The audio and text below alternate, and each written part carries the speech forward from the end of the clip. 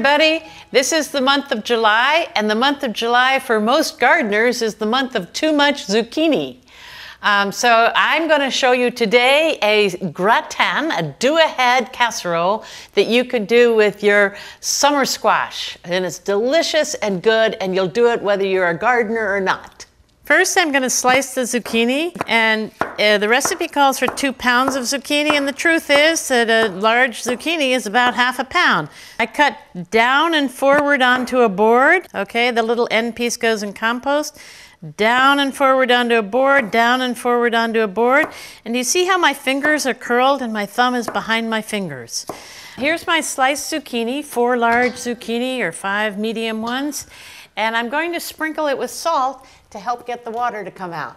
So this is, we're going to take the zucchini and salt it for 10 minutes. Okay? Everybody has leftover stale bread. Maybe it's the end of the brown bread or white bread or French bread from last night that you didn't use. Whatever it is, you can make your own breadcrumbs in a Cuisinart or food processor. And what you do is you just stick pieces of bread that aren't too big in a machine with a knife in it, and you turn it on and walk away, and pretty soon you'll have breadcrumbs. A lot of people will tell you about dried breadcrumb, day-old breadcrumbs, brown breadcrumbs. It doesn't matter, they're just breadcrumbs, okay? This is my rough breadcrumbs. This is kind of French bread, white bread. I'm holding on to the knife when I dump it into the bowl, and I think that's about 1.5 cups of breadcrumbs. So now look at this. One of the most delicious things in cooking is brown butter. Brown butter is a chef's secret. My mom used to make poached eggs with brown butter for us when we were little kids. And so what I'm doing is melting some butter over a gentle heat. It doesn't matter whether it's salted or unsalted. It's actually 3 tablespoons of butter. And I'm going to take the butter when it's brown and pour it on my breadcrumbs to make the breadcrumbs flavorful. But that's perfectly browned butter. I'm pouring it on my little breadcrumbs and letting that sit for a few minutes, and that's going to be layered with my zucchini and cheese and salsa verde. Okay, now I'm going to make the salsa verde. So what is salsa verde? Salsa verde means green sauce in Italian, and it is originated as a sauce to serve with boiled meats.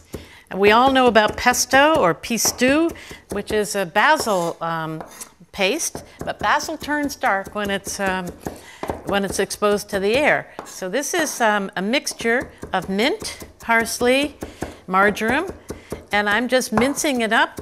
I took this recipe from a woman called Suzanne Goins in a wonderful book called Sunday Night Suppers at Luke's.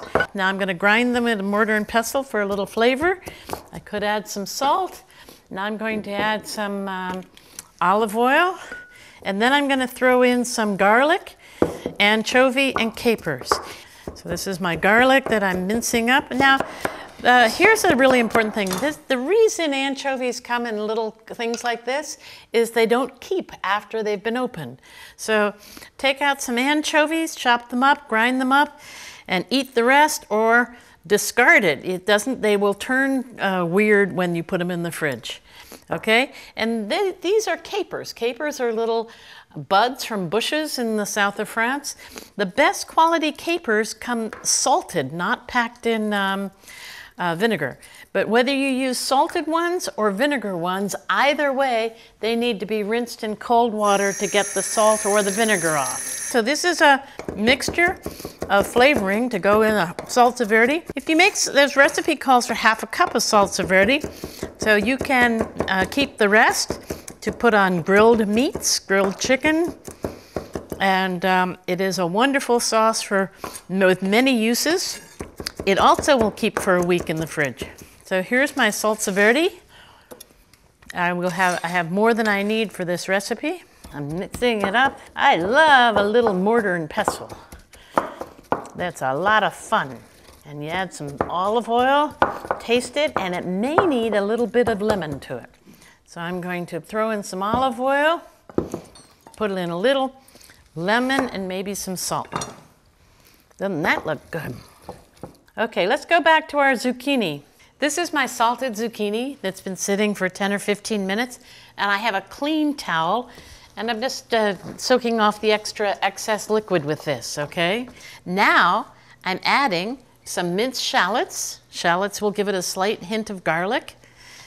Some thyme that I grew outside in my garden, a few little leaves of thyme, and half a cup of salsa verde. Everybody knows about Swiss cheese. Swiss cheese, I don't know why the state of Wisconsin says that they make camembert and Swiss cheese, because in cheddar, it's ridiculous. Swiss cheese should come from Switzerland. And we all think that, and the really good quality Swiss cheese, is Gruyere. This is Gruyere. If you can ever get aged Gruyere, that's a wonderful, wonderful cheese, the real Swiss cheese. No holes, lots of flavor, it's wonderful. Here's Gruyere that's made in a factory. When it has that red and blue wax on the outside, this is a lesser quality. It's fine for cooking, but it's not as good as this. So, and Gruyere is a melting cheese. They make fondue out of it. And so what I did is I grate the Gruyere on large holes on a box grater.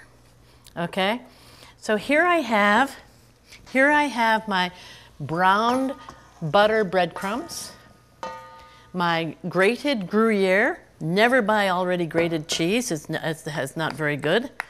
It loses its flavor. Here I have a half a cup of my freshly made salsa verde, could keep in the fridge for a week. So I have shallots, thyme, salsa verde, and zucchini. Now I'm going to layer these in a dish. This is kind of called a gratin. What a gratin means something that's baked. So here's my gratin, half the zucchini, half the cheese, and half the breadcrumbs. Brown butter breadcrumbs. Thank you, Suzanne Goins, for what a good recipe. Now the rest of my zucchini, the rest of my summer squash, cheese, and finally the rest of my breadcrumbs. Now, does this look good or what? I'm going to put this in a 350 oven for about 30 minutes until it's kind of lightly browned on top. And look, I got one already in there. How did that happen? And I'm going to take out one that's already heated and beautiful and ready to serve. Look at that. Doesn't that look good? Bubbly and warm. What could you serve this with for, I would recommend roast chicken, roast lamb, maybe some sort of another vegetarian dish, whatever you want. But the goal is to have fun cooking. I'm Mary Risley from Tante Marie's Cooking School in San Francisco. My goal is to give you easy, fun recipes, and this one's especially good because you can do it ahead, a week ahead, in fact.